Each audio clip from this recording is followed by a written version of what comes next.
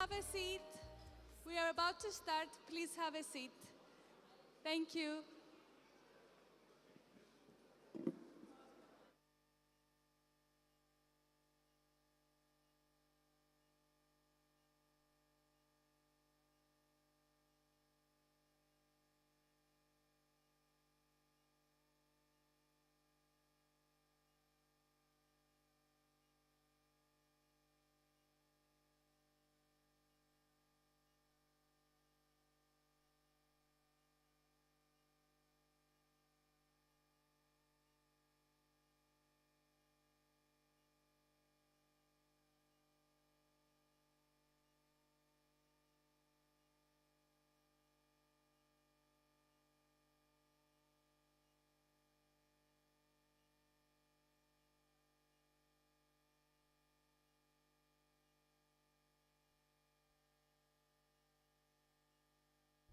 This is DAC, the Digital Automatic Coupler.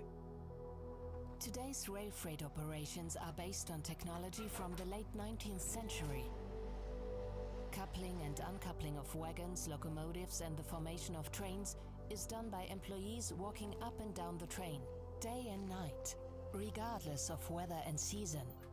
Manual train preparation means climbing wagons and handling couplers weighing upwards of 20 kilograms. That's slow, outdated and even dangerous. So enough about that. Imagine longer, heavier and faster trains. Automated preparation in minutes rather than hours, leading to shorter transit times and additional capacity in yards, stations and on existing rail paths. Intelligent freight trains and fully digitized rail freight operations, enhancing efficiency, competitiveness and safety. Real-time data, tracking and trace information and data for predictive maintenance will benefit our customers. Power supply and intelligent devices facilitate seamless data communication, wagon localization and ensure train integrity checks, benefiting the whole sector.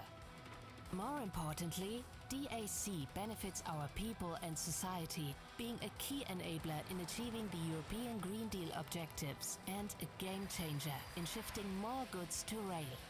Challenge? Yes. But all reasons to implement DAC unleash rail freight's full potential. Because it matters.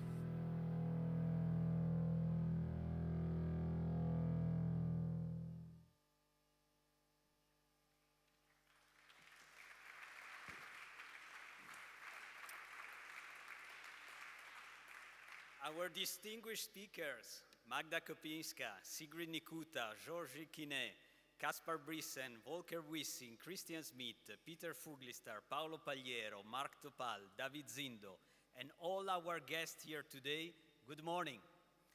My name is Giorgio Travaini, and it is my great pleasure to welcome you all here on behalf of Europe's Rail and its DAC delivery program. The future of rail freight is here and is now. We are delighted to have you with us today in this key event under the Belgian presidency of the Council of the European Union and in the Connecting Europe Days. Thank you for coming. The fact that many of you have come here today from all over Europe and especially also over the Easter break is to us a strong reminder of how important our work is.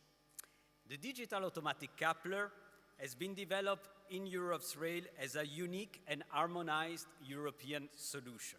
It is an essential implementing element of the Green Deal in order to address our targets to cutting transport emissions by 90% by 2050. And it is a game changer for rail freight.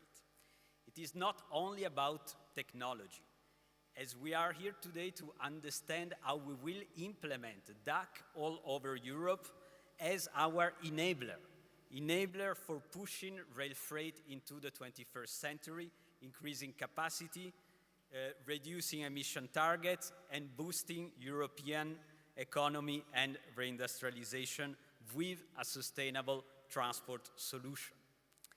Imagine, as we have seen in the video, a modern rail that is flexible and that operate seamlessly throughout Europe, which is connected and future-proof.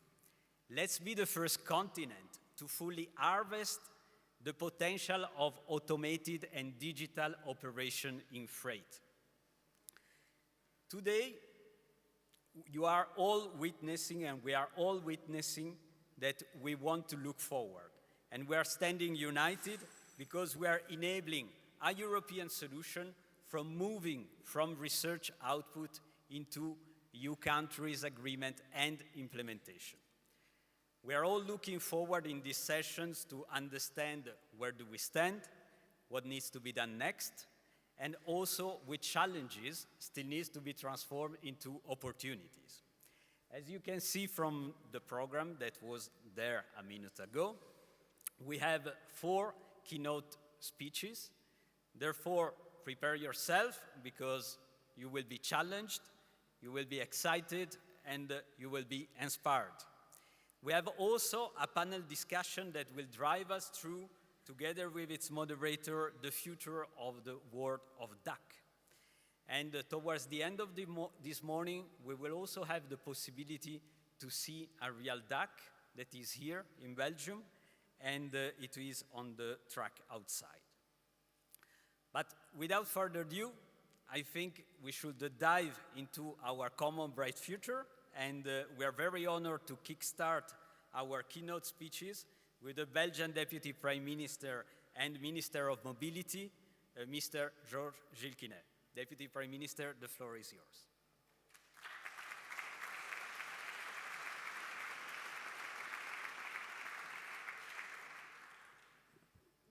Thank you, Mr. Taviani. Dear Ministers, dear Volker, dear Kaspars, Madam Director General, dear Magda, Mr. Executive Director, Mr. Taviani, ladies and gentlemen, welcome to Brussels. I would like to thank EU Rail for having me as President for 6 months of the Transport Council of the European Union this morning to kick off the crucial week for the mobility in Europe. As you know, tomorrow and Thursday, the Belgian presidency of the EU organizes its informal Transport Council, together with the Connecting Europe Days of the European Commission. And some of you will join us this afternoon for the high-level rail freight event of the Belgian presidency. This week promises to be intense and fruitful, and I'm really delighted to start it here in Schijnwoord, the Belgian Train Museum. You are here in one of the most beautiful train stations of Belgium, Schaerbeek Station, where the very first rail connection on the European continent linked Brussels and Mechelen in 1835. It's a place that bears witness to the railway heritage of Belgium and Europe. But trains are not just about the past. I firmly believe that trains represent the future because trains have a key role to play in decarbonizing our mobility, especially for goods transportation.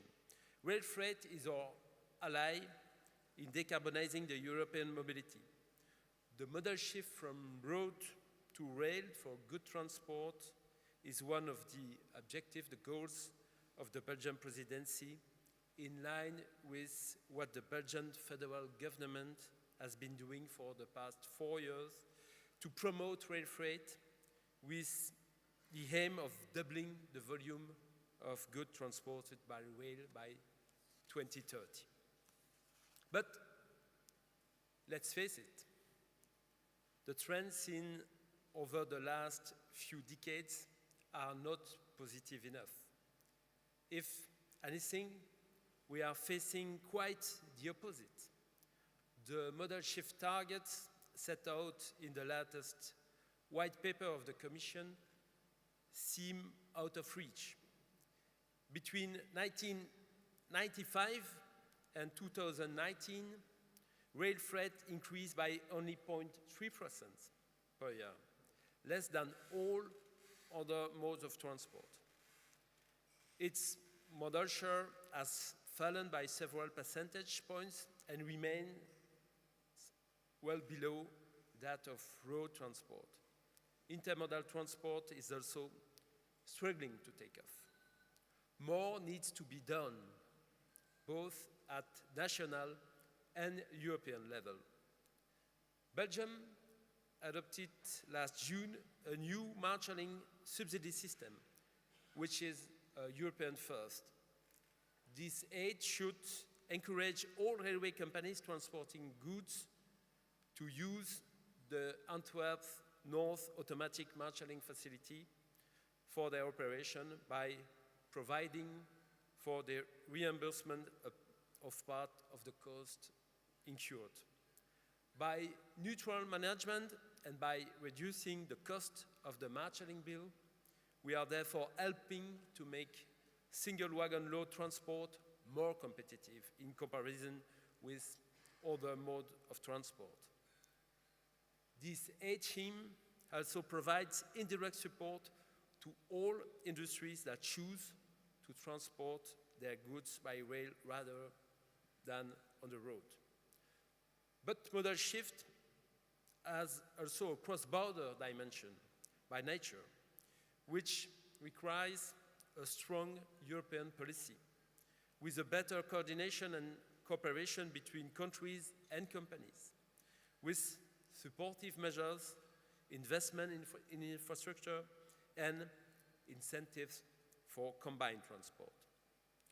Last June, the European Commission has published a greening freight package with the so-called Rail Capacity Initiative. The Rail Capacity Initiative will be discussed tomorrow at our informal council with the ambition to precisely reach a general approach in June on this crucial file. Besides, last November, the European Commission proposed a revision on the Combined Transport Directive, which is also crucial to ensure a modal shift from road to rail freight transport. But the European legislative process inevitably takes time, and even more time to produce concrete effects on the ground. We also, and of course, need rail freight actors and technological innovation to quick start the modal shift from road to rail freight. For a long time, traditional tools were used to operate a train, with the need to ensure high level of safety and interoperability. We are witnessing the development of promising innovation. I think of IT tools, ERTMS, information exchange, or the very promising digital automatic coupling DAC. And I have to admit that I'm very curious to hear the views of the various operators and stakeholders and to witness in a few minutes, in 1 hour, a live DAC demonstration this morning. This afternoon, at the high-level rate freight event of the Belgian presidency, we will be giving the floor to rate freight actors, particularly on the role that technology can play to improve, for example, resilience and capacity management. And all this will constitute the basis for a Brussels declaration identifying all the measures to take by the next Commission to reach our common achievement to transport more goods on train and to achieve our goals in matters of climate, road safety, economic development, and reducing congestion on our roads. Thank you for your attention, and I look forward to the unfolding discussion.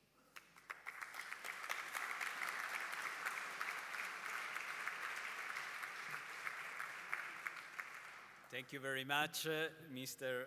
Georges Elkinet. So it is now my honor, after this opening speech that really brought up to us both a reality check, but also the means how to change our future. And you said the future is on rail, in these trains, with the Brussels Declaration also that will come soon.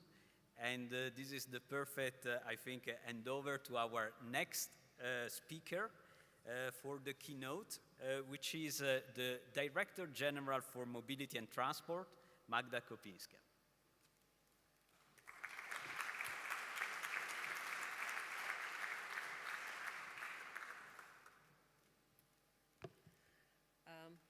Thank you, Giorgio, for this kind introduction.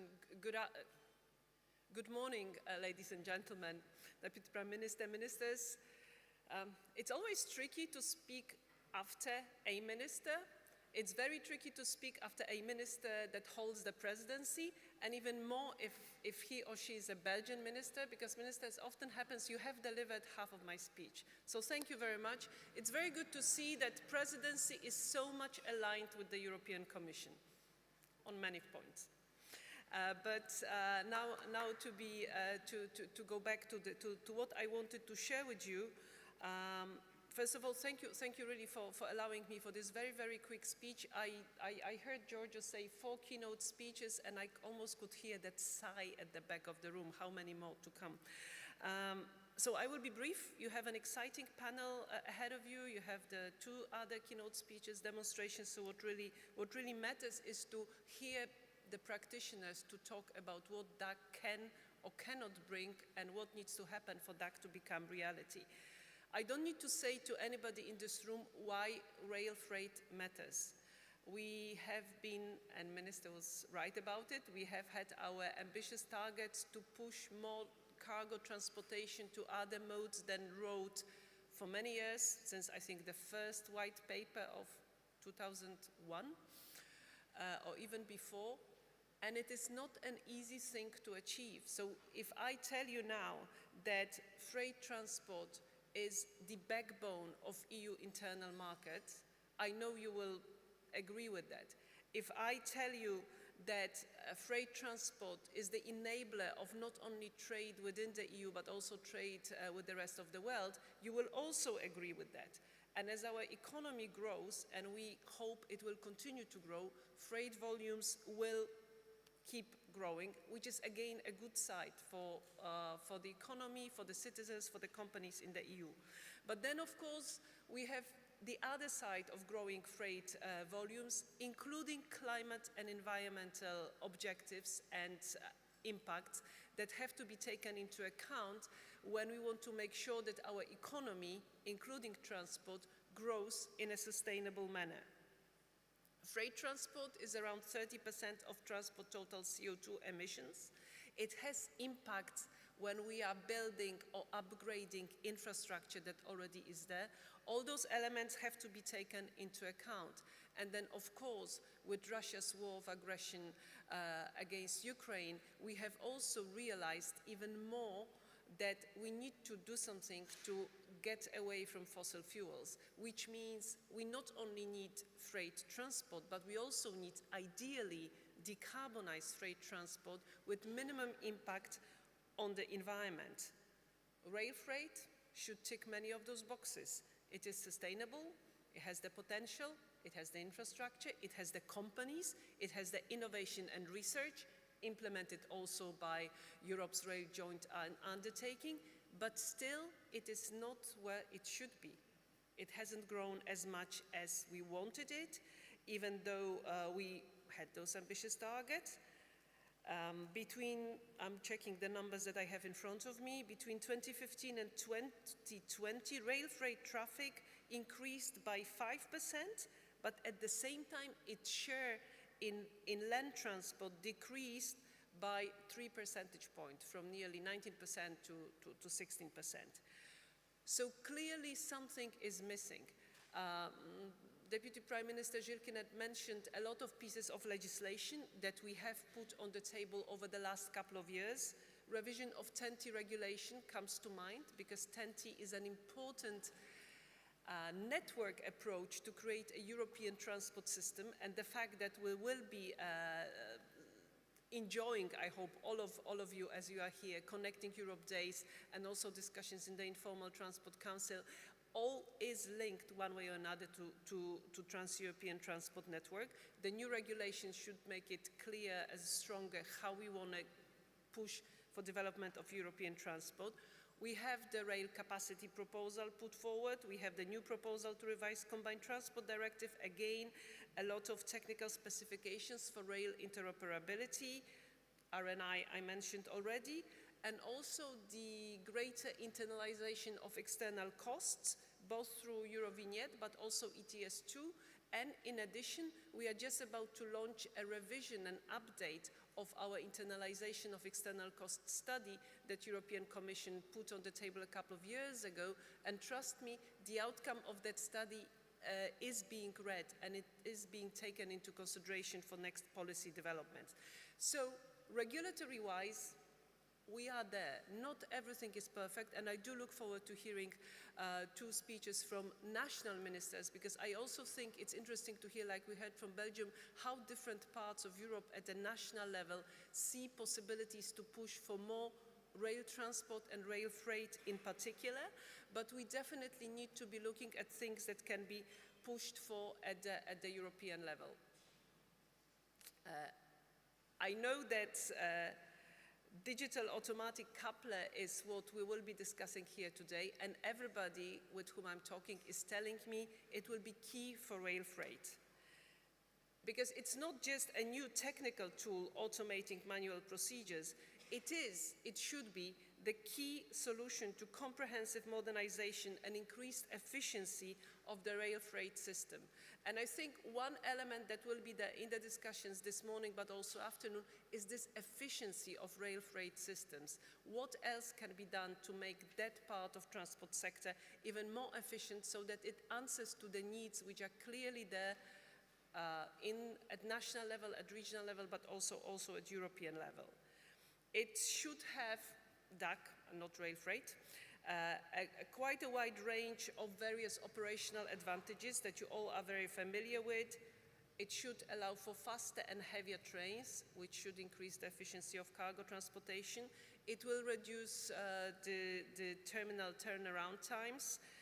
It should improve, therefore, rail infrastructure capacity, which is a big topic on the agenda, not only because of the regulatory proposal, not only because of TEN-T and Connected Europe facility, but in general when looking at the future of European transportation. And last but not least, help with improved logistics services enabled by its digital dimension. So those benefits are clear, understandable, well recognized. And it's good to see that as part of the European DAC delivery program, all partners that are here today are working on making sure that practical steps forward for DAC are clearly written down and visible. And what we know today already is that a large part of the specifications is agreed. Most issues for coordinated migration at European level are identified and are being addressed. That's always this nice phrase that something is being addressed. Keep it at the back of your head. But also short and long-term costs and benefits are clear, as I said. Stakeholders are interested. That's quite a lot for a solution which on the one hand is well known and well recognized, but not yet there deployed at a large scale. And of course, the thing that remains is this large-scale deployment and large-scale program for financing that deployment. You have seen the bill for this large-scale deployment. What we are talking about is something around 13 billion euro, which is a huge amount of money. I would like to remind you all that this is half of the entire budget that we had for the current financial framework for Connecting Europe facility. So just so that we are aware of the scale that we are talking about. I will not be able to tell you today here from this place that this 13 billion is there and waiting.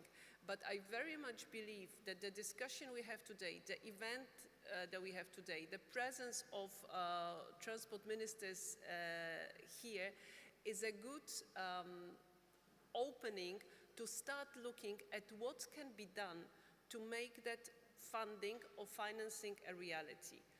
There will not be 13 billion waiting like that. But I do believe that we will find a way, and discussions today will help with that, to build a gradual take-up and financing schemes that will allow for DAC to be tested in real life, so that we are able to fine-tune what is needed from the technical and operational side, and then with that to build a business case that will attract money to make DAC this absolute reality that it needs to happen. Because as Deputy Prime Minister was saying, we need that solution. As Giorgio was saying, there is a work ongoing, and I'm sure that the event today is one of the important building blocks to make that solution a reality. Thank you so much, and I look forward to following your discussions today.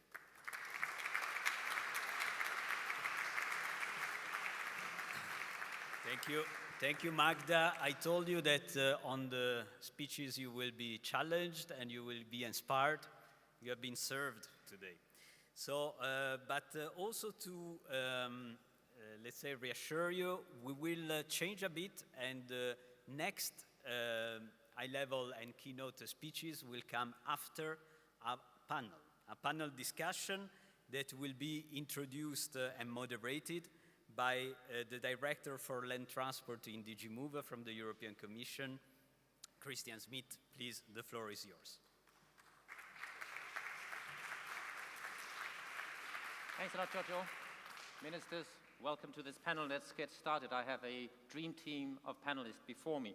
So let's start with our friends from Switzerland. Peter Füglistaller, Director of the Swiss Federal Office. I will want you next to the European flag, Peter, please. There you go. I know you're very comfortable there, please. And then to make you even more comfortable, we'll have Sigrid Nikuta, who is Chair of Rail Freight Forward, but more importantly, CEO of DB Cargo. You sit there. Yes, keep an eye on Peter, please. And then we should also, of course, have industry present here. So we'll have the Vice President of Technology of Wabtec, Paolo Pagliero, please, the man in the middle. And then we continue with the, let's say, if DAC is the gospel, then Mark is the apostle. So we'll put you there, Mark Topal, who is CTO of ÖBB Holding and manager of the European DAC delivery program. And then the man with the wagons, David Zindo, president of UIP, the Union of Wagon Keepers and CEO of Stream Group. Yes, there, please. So I think we heard DAC matters. We want it.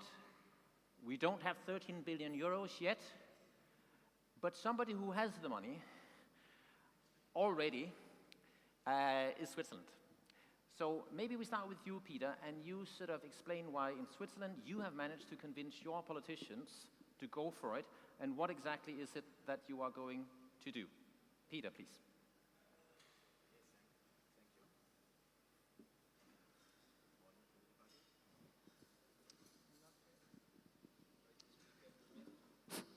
Good morning to everybody. Now it works. Thank you. I'm very glad to be here and to explain why we have the money in Switzerland. You think we will have always the money in Switzerland. So we don't still have it, but we are in the parliament. The government decided that we have to find a solution for single wagon loads, which is also in Switzerland a huge problem. SBB Cargo is losing money. We have to subsidize SBB Cargo for the next years, and that will cost about 50 million euros a year. And if we go on this way, we will have to pay every year 50 million, 50 million, 50 million. So we have the solution. It was presented as the digital automatic coupling, and the government decided that we will want to introduce the digital automatic coupling. And with this efficiency, we have a perspective that wagon load will be profitable again in some years. And we will decide about the credit of 180 millions. That's about, we calculate 30% of the costs. And with this investment, we can make Wagon Load profitable. So for the government, it's also a business case. It's a question to pay every year for the business that is not profitable, or to pay for the investment. And it's why we think the Parliament will decide this year, and from 2026, Switzerland will be DAC ready. So your argument is very clearly, this is not a subsidy, this is an investment for the industry, for the sector to stand on its own feet. Yes, of course, in Switzerland, everybody is clear. It's a question of to be or not to be for Wagon Load. We do it, or it's over. And so the government decided we will invest, we will go on, we will go upfront in we are with the DAC delivery program in line, but we decided to go upfront. Now we need trains. We did a lot of paperwork, a very good paperwork, but now we need trains that we will go on, and we will show the example. Thanks a lot, Peter. We'll come back to you, but let's turn to Sigrid. Everybody here on this panel, by the way, are pro-DAC, so they've been carefully selected, but it's not that easy. You are representing a railway undertaking. You are very much in favor of DAC, I know this, but you are not necessarily the one who is going to benefit. Maybe, Sigrid, you can say a little bit about how the benefits fall differently to different operators, and why, for you, this is not something DB Cargo can do on its own. Sigrid. Thank you, Christian, for this very, very important question. Because we all know that the digital automatic coupler is really a European project. It's not a German or a Swiss project, but it's a European project. We have around 500,000 wagons in Europe, and one of the big benefits we have in our business that all these wagons fit together, and we must stick to this advantage. This is the first message. But the second very important message is we all in Europe want to have more trains on our infrastructure. So, Ms. Kopczynska, you've already said we want to grow in our segment, because we know what our benefit is for the Green Deal and everything. And that's why we all feel the lack of capacity. So I can't travel more trains due to the lack of capacity in Germany in this moment. And so the capacity is a crucial issue for the future. And there are not so many things we can do to increase the capacity on short term. Of course, we can construct new lines, but this will take years or decades. So we need very short-term measures to increase the capacity. And one of these short-term measures is the digital automatic coupling. Together with ETCS, it will increase the capacity about 15%. 15%. And that's why it's so important that we realize it. But that's also the point when I say to increase the capacity is important, then this is a national and an international task. It's not the task of the rail freight sector to increase the capacity. We will be users and we will benefit from this. But in my business case, this is not included, of course. I have to increase the capacity. This is a real national, international task. But we need this capacity. And of course, we as railway undertakings, and I'm representing the railway undertakings of Europe here, we all see how urgently needed it is, and we also want to support this, of course, because we have also some benefits. It was shown in the video. Of course, in future, we will not have the workforce who will do this really heavy and difficult work in nights and in rain and in ice, etc. So there will be a lot of benefits, But the biggest question is, of course, the funding at the moment. And we must start, and we have the plans, the schedule to start. Thanks, Sigrid. So to summarize a little bit, I mean, you are, of course, very pro DAC. For you, DAC is maybe a question of survival, and for many of the railway undertakings. But the 13 billion euros, they don't go to you. No. And you don't have them either. I think most of the, nearly all rail freight companies in Europe are realizing losses, are realizing losses. Some since decades, some since some years. Right. So you can't invest out of these losses. No. But that may be a solution for survival Yeah. and long-term sustainability, as Peter was saying. Let's turn to someone who may benefit from DAC, and that's the industry, the rail supply industry and Wabtec.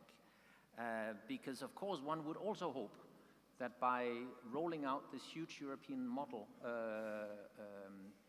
there will be sort of an industrial effort to produce this that will generate business. How do you see it? Is there a market there? And who will produce it? And where are those producers in Europe, Paolo? Can you hear me? Oh, okay. Yeah, it's on. Yes, Christian. So you're speaking about the opportunity for the industry. Yes, there will be an opportunity. First, now we have to solve our challenges because the program is big, it's complicated.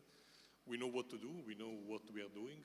We know that we have to solve the design, the development, the testing. I heard speaking about non-mature technology. Yes. So this is something that we need to solve with all our installation on field, all the demo train, all the pre-deployment train. Then if we all do right, if industry does right, if operator does right, if you're able to authorize and certify the product, if all this is happening, this will become an enormous opportunity. Not only for the industry, because the industry, of course, will benefit because we will have to produce and we will have all the industry line on production capacity. The numbers that we can count have never been seen in Europe. Speaking about 1 million couplers to produce in a couple of years, 3 years, this is enormous.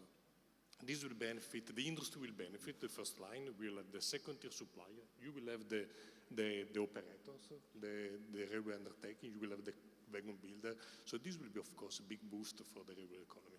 Right, and do we have the capacity? I mean, are we will have to build producers ready to produce that? We will have to build the capacity. We will have to build it. That's why we speak about get prepared in advance.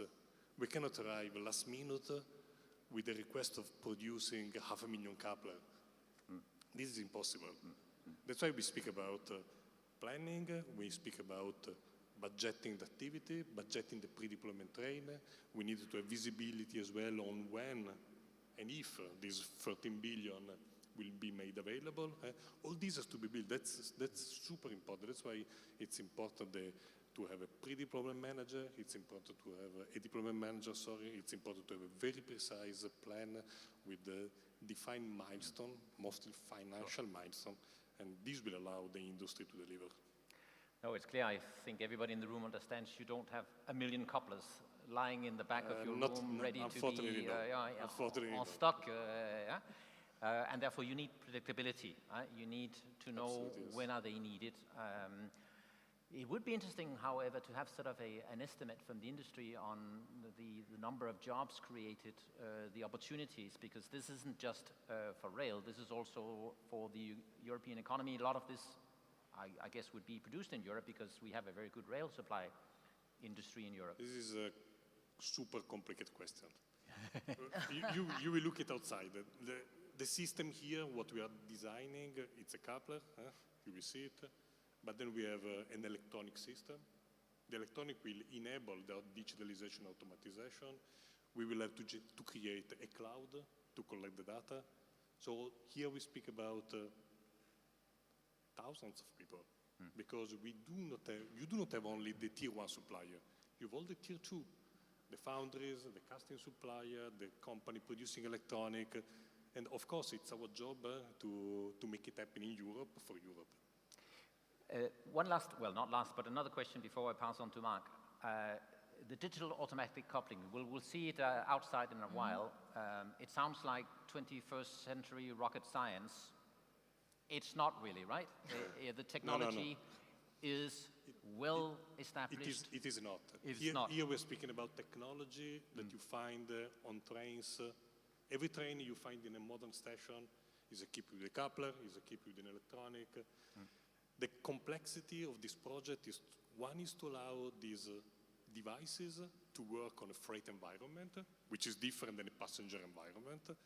And two is to coordinate a quite complex industrial and operational landscape. I always joke that I'm spending more time with my colleagues from Knorr-Bremse, which are my daily competitor, than my wife. Okay. But this is the complexity of this project, how to combine together the different industry, because we need one solution. We don't need 2, 3, or 4. Right. But it's not like the space shuttle, you're not sure what happens Absolutely when it, not. you know. It's not a SpaceX, it's not, we are on another level of complexity. And of course, if you want to see the current coupling technology, you just have to go to the museum 100 meters that way. Yeah. There is a steam engine from the 19th century. It has the coupler that we are using today. So this is where we are. All right, now we turn to Mark. Mark, you are the European delivery program manager. Your job is to convince everybody that this is doable. The call has been made. We need a plan. We need predictability. We need to know that the technology is safe. We need to test it. And then we need to make the business case to the politicians, some of whom are in the room. So Mark, let's hear it. What is the plan for not just talking about it, but actually implementing it? Yeah, Christian, you just mentioned it. I mean, it's exactly what we were mentioning. So all of it is what we need to do and what we are doing. It's a platform, a European open, transparent platform. We need to be aware of the fact there is a lot of initiatives ongoing on European and a lot of member state level. So there needs to be this platform to have the overall picture and strategy and plan. The European Duck Delivery Program is exactly working on that, and thanks to the support we receive from the European Commission and a lot of member states, we are doing our daily job here, and we share the concerns with a lot of partners we have here. It's more than 200 partners, and we discuss all of these topics, all of the open points. Yes, it's not rocket science, but still there are a lot of open points when it comes to migration, when it comes how to finally deploy everything. And maybe we should not use the term address these issues. We will use the term that we work on it. We have a lot of capacity working on that. More than 1,000 people today are working in different positions on the duck technology. And as it has been stated already, it's not only the duck itself, the coupler. Duck is the enabler for even much more. There are so many applications becoming reality and possible. Can you talk a little bit about those applications? Because we just think about connecting two wagons, but there's a lot more to it. There's train integrity, there's efficiency, there's capacity gains, and then there's information down the train, etc. Can you just illustrate some of those? Well, I mean, it's quite obvious, I guess. So the moment you have data and energy on your vehicle, and by the way, the freight wagons are somehow a relic of the past. As you mentioned, it's 200 years that the technology has not really changed. It's pretty much the same. Some say very sustainable. Yes, railways are sustainable, but maybe that's too much of sustainability, I guess. So we need to change here. We need to transform the system to come to the 21st century. And of course, if you don't have energy, if you don't have data on your vehicle, you're stupid.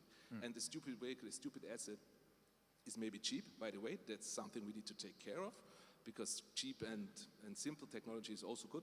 But here we need data and energy to have a lot of applications. What can you do with this data, Mark? Condition-based maintenance, for example, or simply knowing where my wagon is. So we know, I mean, I know a lot of people here attending in this room know about their business. Today, we have still situations that we don't know where our train, where our wagon is, where our goods are. And it's the year 2024. Flying to the moon is something like, I don't know, 50 years ago. So it's a transformation we need in order to overcome this, to be ready and to be competitive. And I think that's exactly what we're working on. Tell us about the braking thing, because that's also important for freight trains, the speed and acceleration of longer freight trains. We have just, Magda mentioned the 10D regulation. It mandates 740 meters trains. That will address capacity on the network, but then you need to brake. So DAC is also a solution to that, isn't it? Can you explain that? Yes, there's an option also to have electropneumatic braking as being then maybe the future brake system for freight trains in Europe. And this gives us, as already mentioned, the opportunity to have longer and heavier trains to be more efficient. And as already has been mentioned, our sector is somehow having, let's say, a lack of competitiveness. We have huge costs and we need to be better. So we need to invest in technology. We need to invest in innovation. And by the way, just a very important thing, we always work here in this European DAC delivery program based on being use case driven, being sector driven, being business driven. So it's an initiative by us, for us. Of course, we are grateful for the support we are having from European Union, from Commission, from the member states, but it is an initiative being born and driven by the sector. That's maybe slightly different from the initiatives in the past, and I guess that's something where a lot of people, private money, should be interested in, as we believe, we have trust, we know that we need it, and we know that we can do it. Yeah, important point. This is not the European Commission telling you DAC is good for you. The sector itself is convinced on that. You were a co-author of a sector statement. What did it say in a nutshell? It was sent to us and it was very clearly worded. Sigrid was also very much behind that. Maybe you tell us then the essence of that message you sent to the European level. If you want, I can answer as well. The sector statement. Okay, sorry. The sector statement was, in a nutshell, the whole sector unifies behind the benefits of the digital automatic coupling. So we all say that this is a game changer for the business. This is, and this is the key question for freight. We have heard it, the volume will increase. And we in Europe, we have to decide together how we will manage this increase of freight volume. If we want to have it on rail, then we must invest. We have to invest in automatization and digitalization. And one key technology is the digital automatic coupling. And it's very new that this sector statement, just want to check how easy was, because you had a very impressive number of people signing up to it. And I also want to check, anybody in the room, raise your hands if you are against DAC.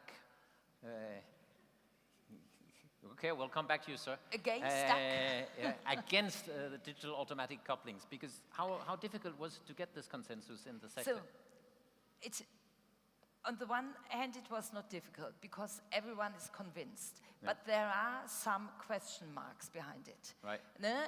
Especially from some countries saying, okay, we see that there is a use in having the digital automatic coupling, but we have bigger problems at the moment. We have infrastructural problems and we have problems with the whole system, and so this is not our priority. Right. Of course, we can understand this, but we must do these things steps by steps, and I think the need is seen by everyone that we must change, that we must leave the history and must jump into the future. So, not against it, but there are many priorities. Yeah. This is not number one. Okay, we'll come back to you, sir, but first I need to finish the panel.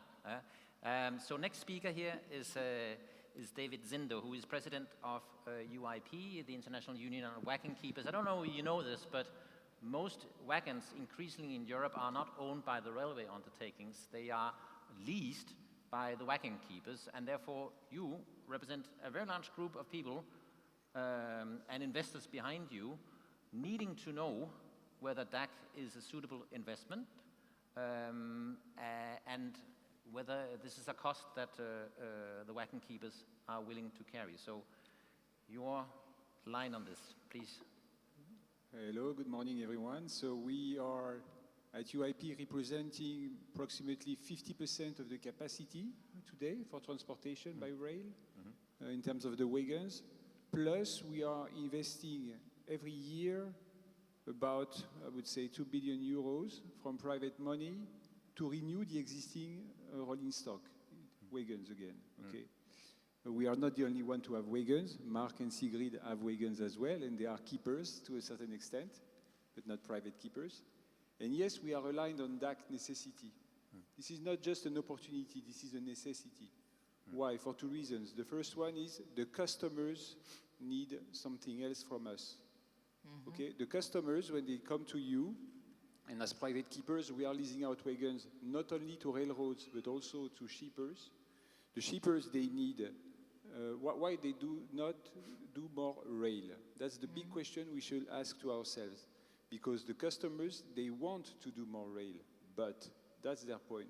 They are up for taking up the challenge of decarbonization, but they need flexibility, they need capacity, they need automation, they need supply chain visibility, and all this at the correct cost, okay?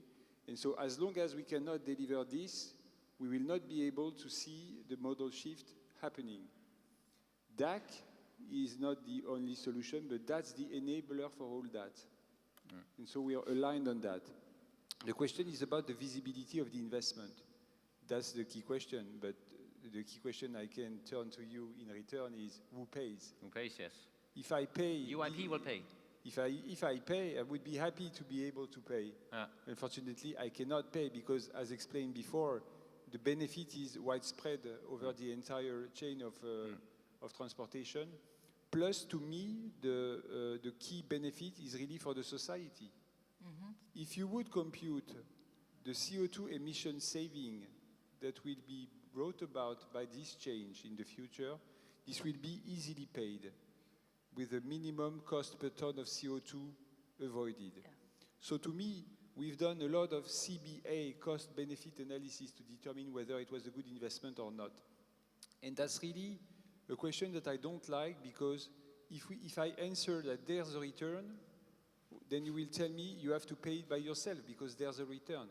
But this is too long-term, and I think the one that should do the exercise of the cost-benefit analysis are the taxpayers.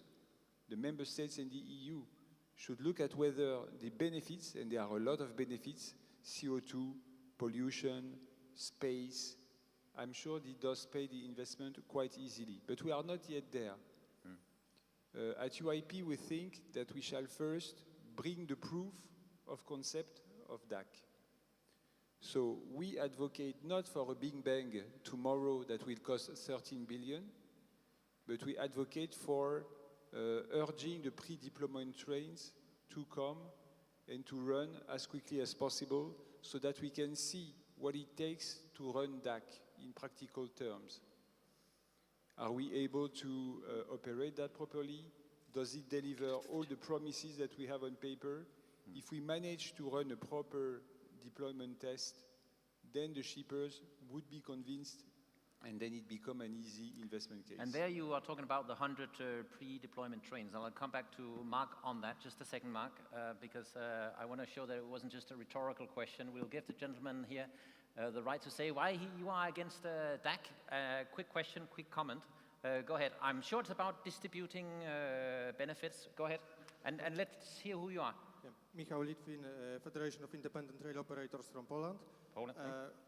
Maybe to some extent I can be aligned with Ms. Nikuta that there are doubts, not just being for or against, but these doubts are strong in some sectors, in some segments. I think it's not appropriate to say that entire sector is supporting. Even in Germany there are organizations that are raising strong doubts, same in Poland, same in Czechia, so in at least few countries. It seems to be expensive, of course. There are long-lasting benefits, or can be. Cost side of the analysis being provided by Ernst & Young. We are not sure if there are old costs included, or also all that devices, IoT things that needs to be added, probably are not included. Further maintenance cost, which of course for such a maybe not rocket science, but it's more advanced coupling that this historical one that has been mentioned. Maintenance in the future will also cost us as operators some money, and here we cannot count on any subsidies. This will be our operational cost, so we need to provide. more value for our clients. And in many of cases that we are observing in Central Europe, there are strong doubts about that because we are price sensitive, and doubling price of wagon, this is today reality for 30 years old wagons that are carrying grain, that are carrying coal. Still we do have coal in Europe, unfortunately, aggregates, etc.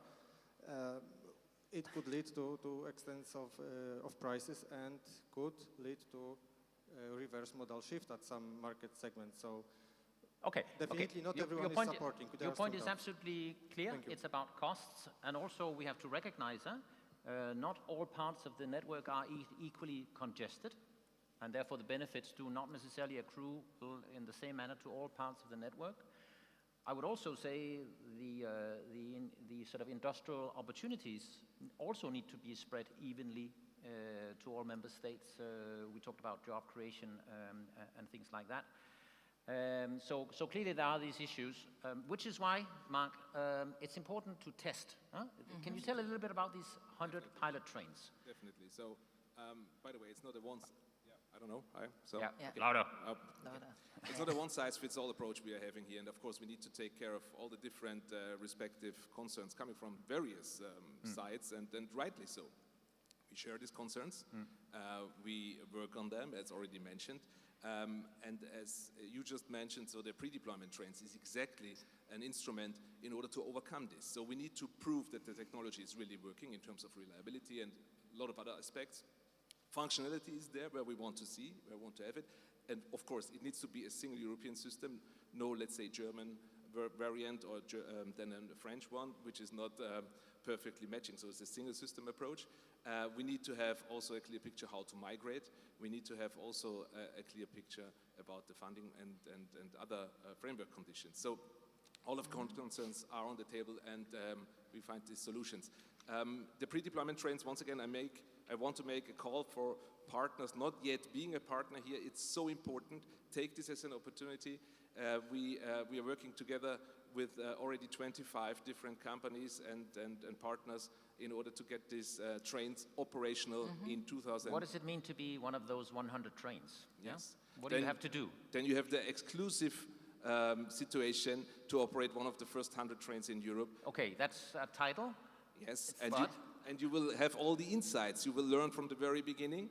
You can prepare better for yourselves. And of course, you can, together with us, work on the fine-tuning of the, let's say, the last steps in order to have a technology available and ready in a way how we need it. And that's the way to test also these concerns. All over Europe, these 100 trains should be Yes, exactly. And partners from Poland and Slovakia, by the way, are interested in operating these trains. And for that, we need 200 million euros, not 13 billion, right?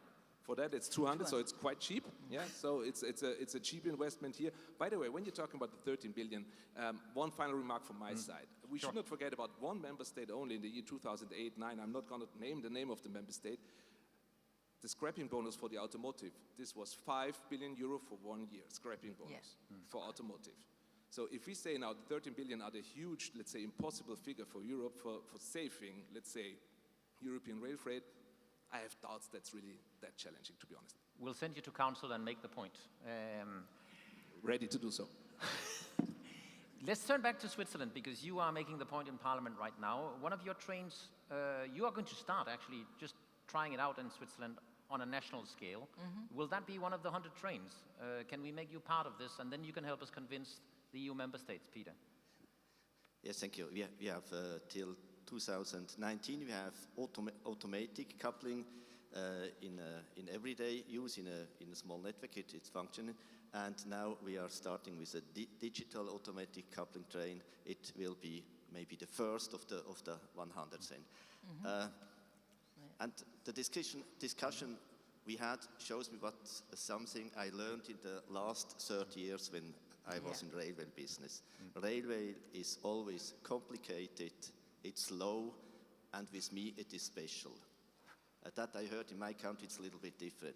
Right. And this time, we have no time. We have really no time. We have no time to be complicated. We have a good solution, a stable solution. And if we are going and discussing, the patient will be dead, and we can prepare a funeral. And I think We should start the future. Today, we are talking about the future. That means we have to start with trains, and we have to take a risk. And I say that as a state employee, and I hope that the private industry is also ready to take some risks. Thanks a lot, Peter, for the wake-up call. The minister said very clearly the modal shift is not happening, so something must be done. And this is certainly something that needs to be done very urgently. We need to wrap up very quickly. You wanted to maybe comment on the 13 billion. Do you have the, or you have an idea of who should pay? This is not my point. The point is these 13 billion are way too premature. The pre-deployment trains are there to see whether it runs properly, whether it delivers, and what proportion of the fleet we will effectively retrofit. Okay, that's the first point. Secondly, the 13 billion are about the past. Okay, this is about retrofitting the existing fleet. Then the industry pays for the future. So the new wagons that will come forward to renew 50% of the European fleet, because just a reminder, 50% of the fleet is more than 35 years old. So anyhow, we have to renew these wagons. And the cost will be increased to put the DAC on the wagons, and we will pay for that. So this is a balanced offer, but more importantly, pre-deployment trains will help assess the exact budget we need and to see where we go. Might be we don't retrofit everything. Might be we face the project. So again, you are explaining that not not necessarily a big bang. This is a scary number. Yeah. The big bang is a scary perspective. So we should stay away from that and move on rationally. Yeah. Thanks a lot. I can already see the ministers looking a lot more relaxed after that comment. This is good. On that happy note, I want to thank all the panelists. Stay for a while, because now we have a small present to the Belgian Deputy Prime Minister. Minister, please come on stage and receive a token of the sector's commitment to the digital automatic coupling from Sigrid. Genau. So, Minister, this is a present from the whole sector to you. This is a print of a digital automatic coupling system. Very simple technique, you see it. And so it's ready, and of course, this shall remind you and all of us that we have the once-in-a-lifetime opportunity to really do something for the future of the whole world, because rail freight is so important. And we can really shift from road to rail with this digital automatic coupling, and the whole system will depend on this system. A reminder for all of us, and a reminder for us to use this once-in-a-lifetime opportunity. Minister, this is your present, and we will also have the present for you and for you. Thanks a lot. Thanks a lot.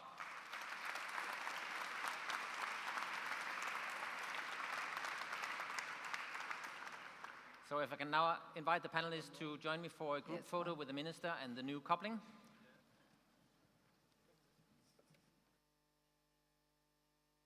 Where do we do it? It's good enough.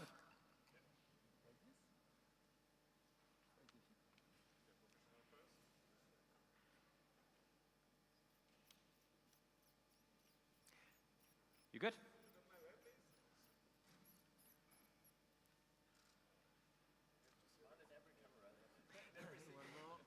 Thanks a lot. There will be more photos of the couplings outside.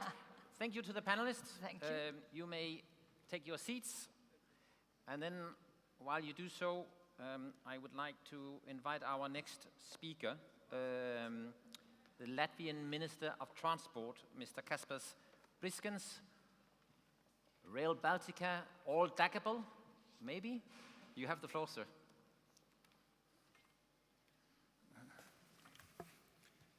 Thank you very much, moderator, honorable ministers, George Volker, Deputy Director General Magda, Giorgio. Okay, you. Yeah, and of course, all the friends and partners of European railway industry. Yes, a couple of insights from a country that has, of course, a very vivid history in railways, now operating on the 15-20 millimeter network, but of course building one of Europe's flagship initiatives, the Rail Baltica. So it is indeed my pleasure on behalf of both Latvia and Rail Baltica to share a few insights from the northeast of Europe. And of course, we are undergoing very significant challenges these days, which of course also afford new opportunities. Russia's brutal war on Ukraine is reshaping also the Latvian and Baltic transport industry. Since the regaining of independence more than 30 years ago, Latvia developed a specialization in high-capacity transshipment of mostly Russian-originated dry and liquid bulk rail freight, most of that being oil products and coal. And of course, when Russia announced more than 10 years ago it will be diversifying its own ports and developing its own railway capacity, this transshipment model came on a decline. And now, of course, with Russia's full-scale aggression in Ukraine, this decline is entering the final stage. So obviously, we have a very significant dilemma, what to do. In 2012, Latvian Railways shipped more than 65 million tons. I think it was number 4 or number 5 in Europe. 3/4 of that was coal and oil products. Last year, it was 15 million, and 10 of that transshipment. Almost no more coal and oil products. Some Russia, Belarus originated transit, but obviously that's on the way out. And of course, I see that as a very good way to diversify our rail freight. I'm saying that it's gone for good. This does, of course, give us the opportunity of also implementing very significant reforms. 1520 as an isolated network should seek more synergies with the future 1435 network that we are introducing through Rail Baltica. And Rail Baltica is, of course, our #1 priority. It's an almost 900 kilometers greenfield railway backbone for a multimodal transport, mobility, economic development, and security ecosystem. And of course, in these turbulent geopolitical times, it has acquired this additional security perspective. And if we look on both sides, it includes Finland on the north side, and now with the extension of the TEN-T network, also develops these strategically important connections to both Ukraine and Moldova. We, of course, maintain our strong commitment, and I'm speaking here on behalf of all 3 Baltic states, to have initial operations by 2031, so to complete the infrastructure by 2030, and physical construction works are progressing across all 3 Baltic states.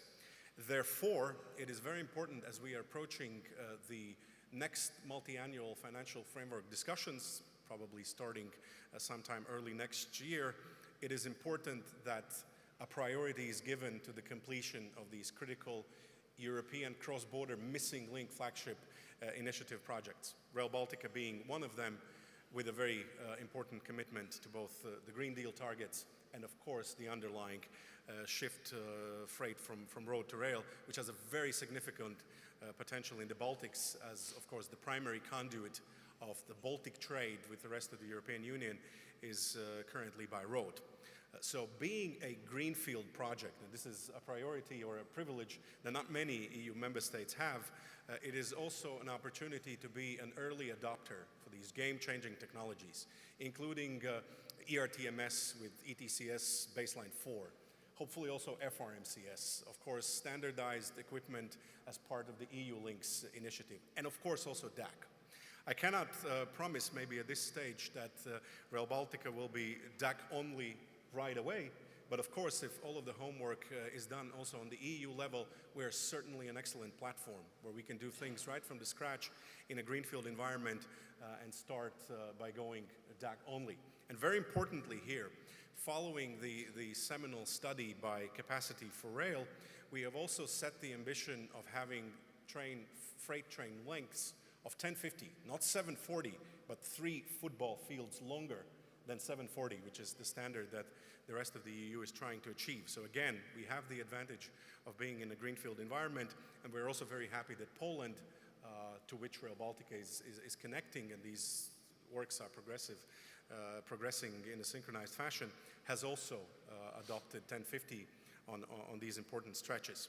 So yes, with all of these game-changing technologies, and I firmly believe that this is a way forward also for European rail freight, Rail Baltica could be one of the conduits, one of the pioneers, and certainly a test bed for all of these different solutions. So I commend the work of Shift2Rail in the past, Europe's Rail today.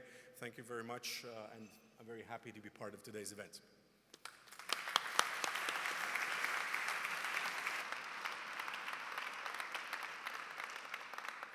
Thanks a lot, Minister. Longer, greener, faster, Rail Baltica. Great.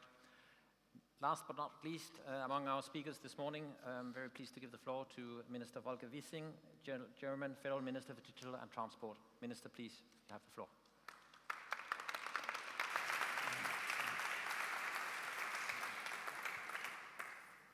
Thank you very much, dear colleagues, dear Magda Kopczynska, experts from the railway sector and industries, ladies and gentlemen.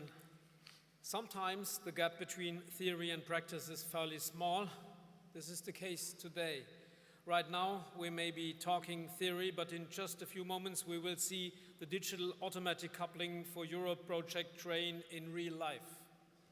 This train plays a big part in making digital automatic coupling ready for mass production and deployment across Europe. It is a technology that comes with great expectations. Some call it an enabler or a game changer, such as Sigrid Nikuta did before. Others consider it a revolution in rail freight transport and the cornerstone for climate action. This is why this technology must be thoroughly tried and tested, continuously improved and optimized. The best way to do this is in real-world application.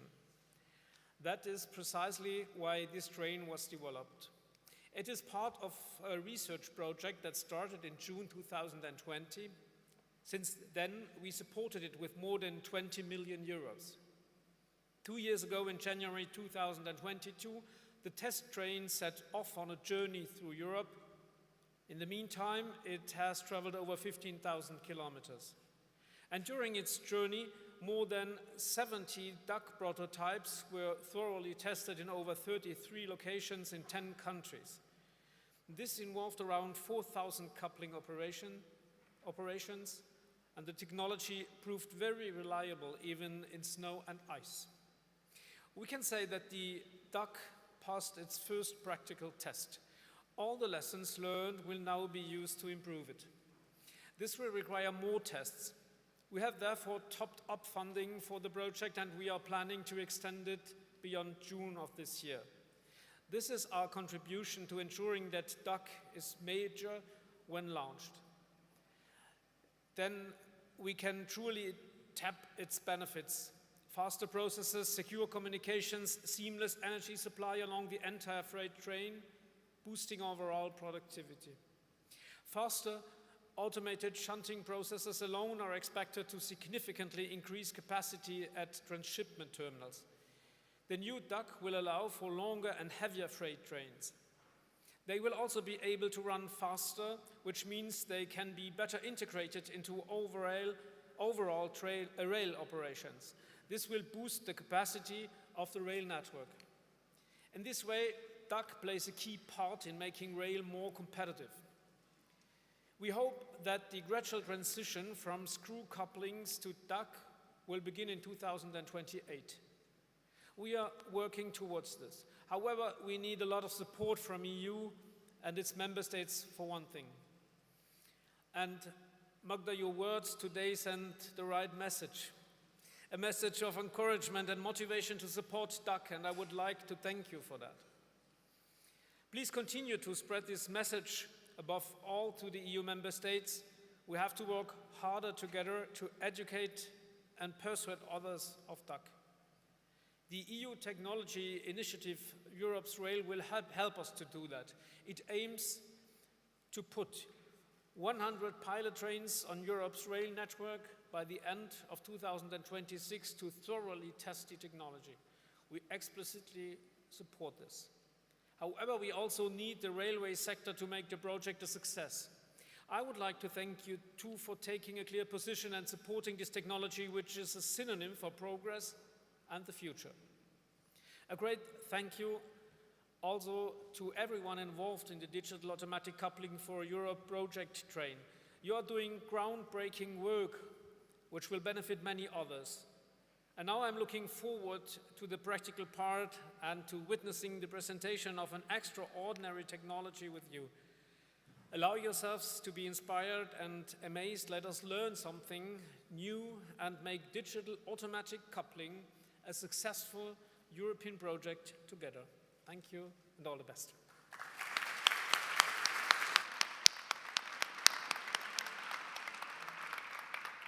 Thank you, Giorgio. I think my job is done here. What an excellent way to start the Connecting Europe Days. 3 ministers expressing their firm support for digital automatic couplings. The sector saying we're fully behind it. The technical experts saying it's perfectly doable. And let's start realistically with only 200 million euros and 100 trains. Should be easy for Europe. We're Europe, right? With that, Giorgio, over to you. Perfect.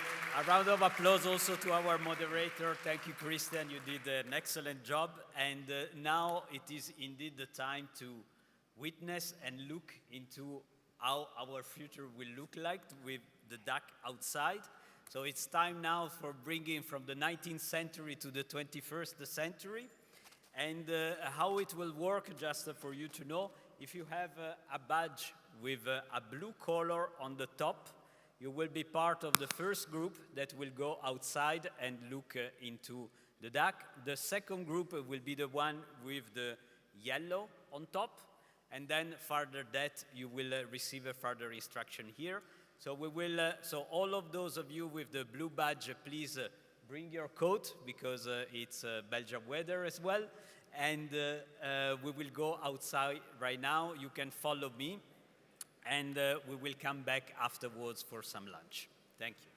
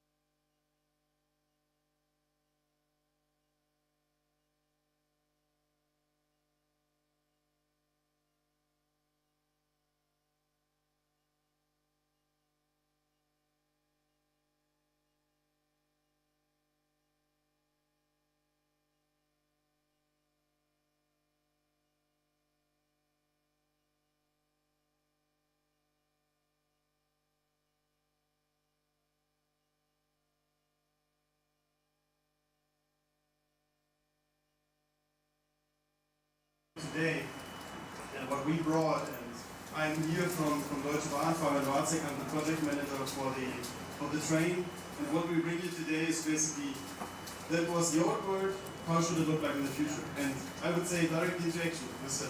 Gini, please push the green button, and basically that is, keep the timer in mind, and that is how it will look like now. Just push it.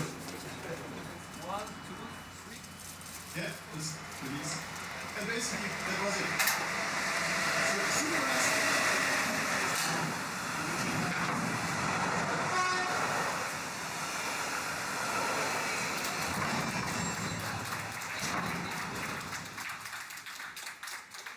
And now we would propose for another set of photos directly in front of the open coupler, so please. Like this, perfect. Excellent.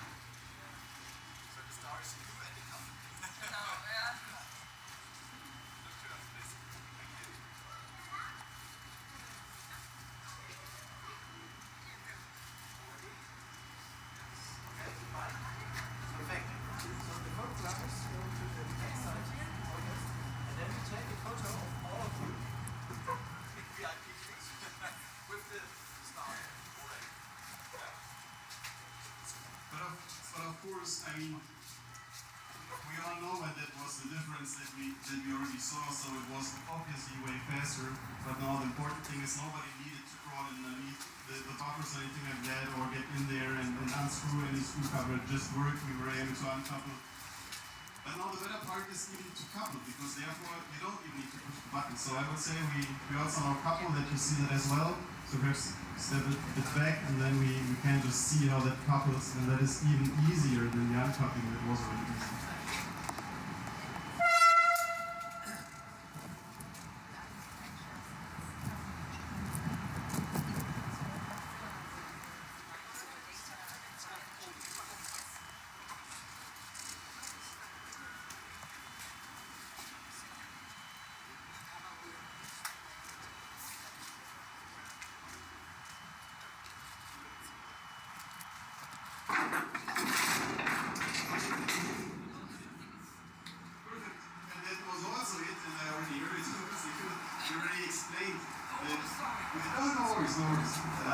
So we not only connected the mechanical part, as you just explained, but we also connected also the pneumatic part and the electric part. So basically we now brought also the intelligence to the train. So we have power and data that is connected throughout all of the train without any manual intervention. That is basically the benefit and our idea and our goal for the DAC, for the digital power. So thanks for being here.